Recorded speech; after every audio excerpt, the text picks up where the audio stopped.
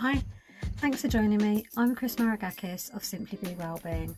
I'm a women's life coach, podcaster and speaker, and wellbeing provider. I'm also a mindfulness and meditation teacher. Welcome to Mindful Mutterings. Please like, share and subscribe, and thanks for listening.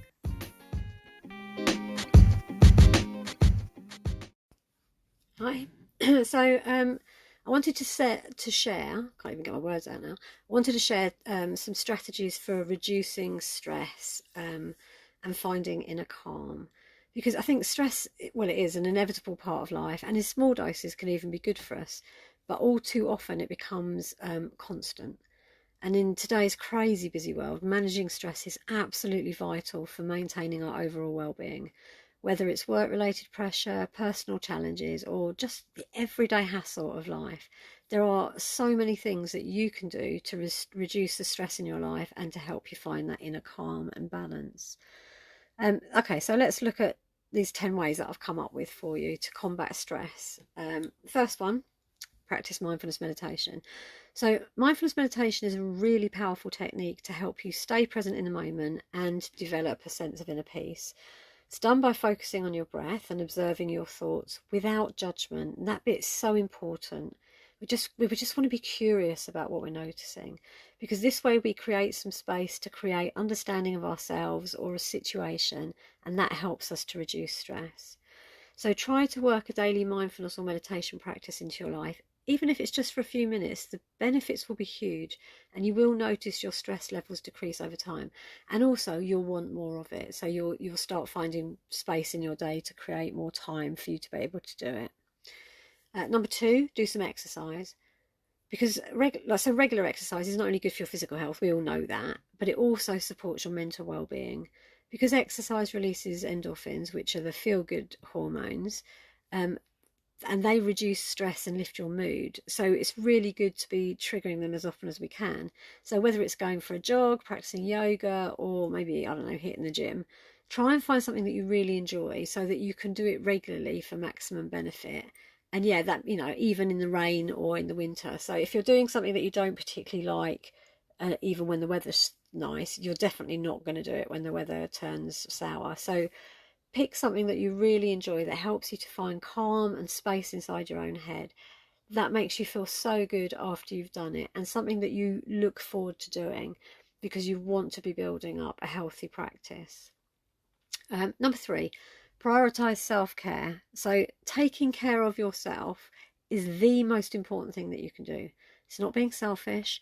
It's absolutely necessary to keep you balanced and well so that you can do all the things that your life demands of you. So try and get enough sleep, try and eat a balanced diet, and try to make time for the activities that bring you, joy and happiness. Doing the things that you love, and drinking wine is not an option here, but finding an activity that you can lose yourself in, that you're really enjoying, really enjoy doing, or spending time in nature, or maybe having a relaxing bath. All of these things can help so much in reducing stress and improving your well-being, because you're creating like a fire break in your life. You're actually stopping the constant flow of stress, and you're saying, actually, I'm just going to do something different now. And it allows your parasympathetic system to kick in, and that just makes everything just calm down, and your body starts its rest and repair process. And just by creating these little pockets of time for your self-care, you'll notice massive changes to your mental and physical well-being. So yeah, prioritize self-care. Number 4, limit screen time. So technology is amazing, and it does make our lives, I guess, more convenient, but I also think it's contributed to our increased stress levels. It's really hard to escape the constant notifications, the social media FOMO, information overload, and this can be overwhelming, and it's relentless. And the things in our lives that are so intertwined with technology that it's hard not to be connected all day. And also we've become so dependent on it that when it goes wrong, it just creates more and more stress. So maybe it's about looking at ways that we can, use more old school systems so that we're not constantly tied to a screen. So maybe we make a conscious effort to set aside some time each day that are tech and gadget free, because your eyes and your brain just need a rest, and we need to recharge our mental energy. I mean, literally, even if you have to lock your phone in a drawer for 10 minutes. But then what you find people do is they go and watch the telly, or they sit in front of a computer. No, go outside, do something that's not screen based, or you're not using a gadget, and just enjoy having some time. Notice the thoughts that arise. Enjoy the break that you're having, recharging yourself, and just stepping away from the high refresh rate of all these screens, which just overload our brains. So then, number 5, developing a support network. We all need support at some point in our life. Well, there's absolutely nothing that you can do on this planet that you don't need somebody else for. Even if you think about doing something quite solitary, I'm going to go for a walk. Well, you can't go for a walk without clothes on. I mean, you can try, but you probably get arrested. And so you need, all the people that have been involved in producing the fabric, making the clothes, transporting them, putting them in a shop, selling them to you, washing them, ironing, whatever it is. If you start to think about stuff, everything we do requires the support of someone else.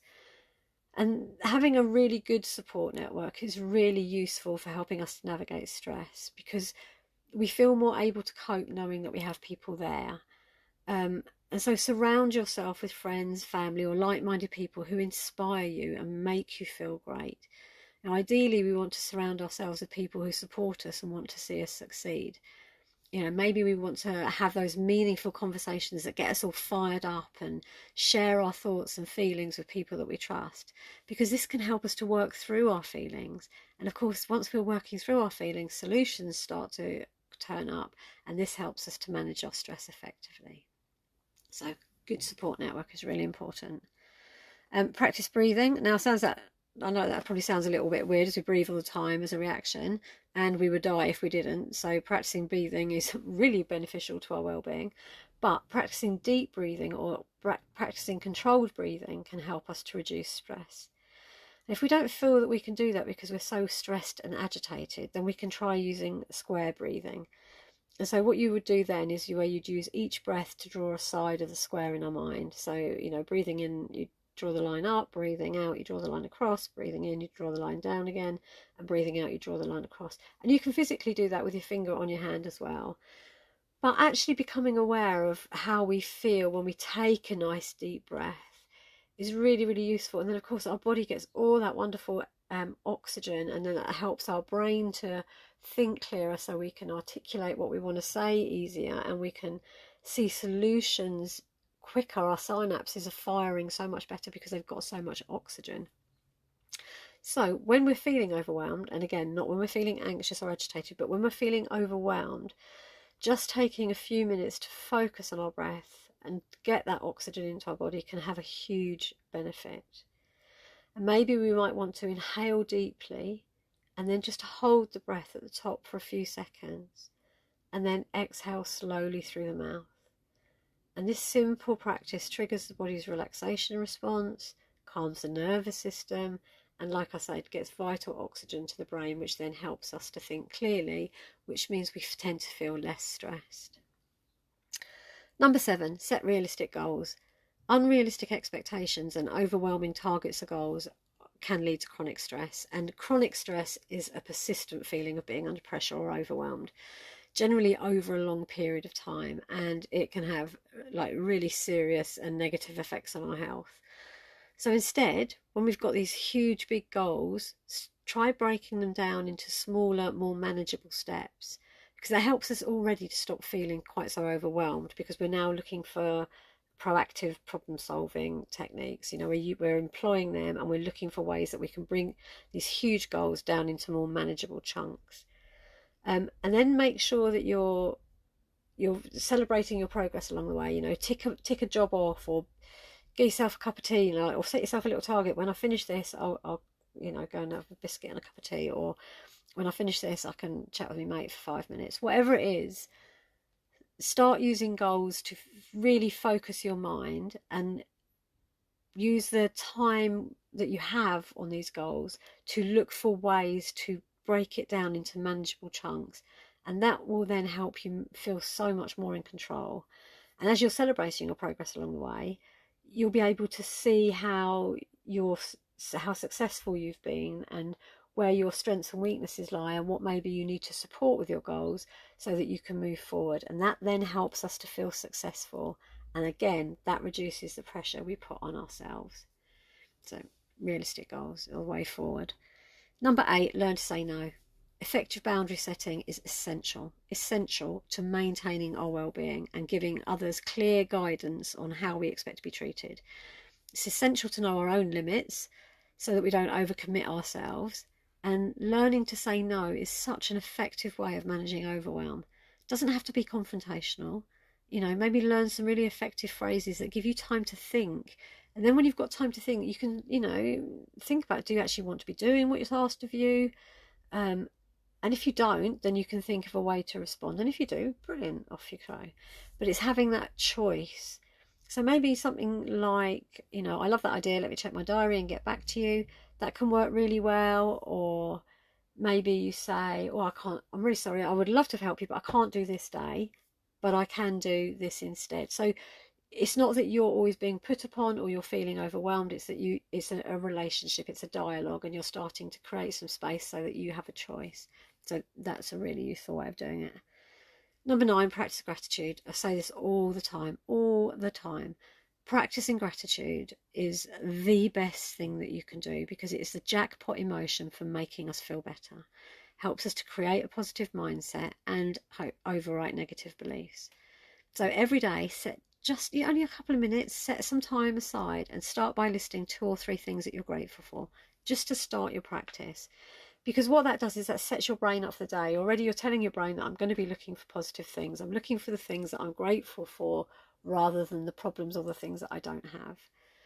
And then you'll soon find that the more practice you get at doing it, the more things you can think of that you're grateful for. And then the more that you're grateful, the more good things tend to happen for you, and then you can be grateful for them. And so this really healthy, positive well-being cycle is created.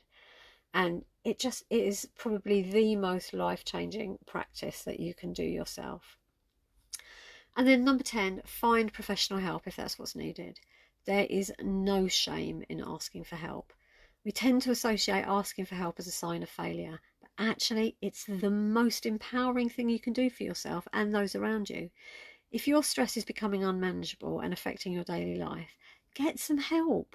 A coach or a counsellor can help you find your way through the challenging times and then help you to develop good coping skills.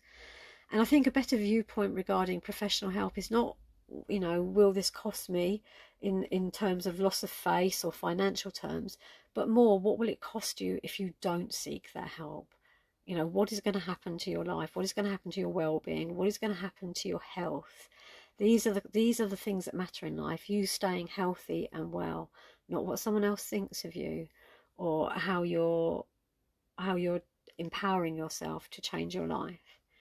So, to sum up, reducing stress requires consistent practice, and you've got to be aware. You've got to be aware of what your stresses are. So you need to be mindful as well. And you need to have a good combination of well-being tools that work for you. So like I said, mindfulness, exercise, self-care, good support network. When we've got all of these things or some of these things, we can then start to effectively manage stress, and then we can find that very elusive inner calm. But remember that it is really, really okay to seek help when we need it. And we also need to be patient with ourselves as we navigate our way towards a more balanced and stress-free life. It is a journey. We are learning every day. And as long as each day we're looking for ways to be more proactive in managing our stress or putting in effective boundaries or taking care of ourselves, then we're all doing okay. It's all moving in the right direction, and that's something to celebrate. So anyway, I hope this has helped you to find some ways in which you can now start to take care of yourself and just find ways to reduce stress in life, and also, bring some inner calm into your being, because we need it. We need some time every day to just be chilled and calm and feeling in control, because that is what makes us just so much. It makes us whole. It makes us really well-rounded and gives us confidence, and that's what we all need. We need confidence in our own abilities to be able to cope. So If you've decided that this is something that you might need some support with, then please, like I say, reach out to me. If I can't help you, I'll be able to signpost you to someone that can. So you can contact me via simplybe.org.uk. If you're trying some of these and you're finding it really works, please get in touch or leave a message at the end of the podcast. I'd really love to hear how these things are working out for you. But thank you very much for listening, and I hope you'll join me for the next one. Take care.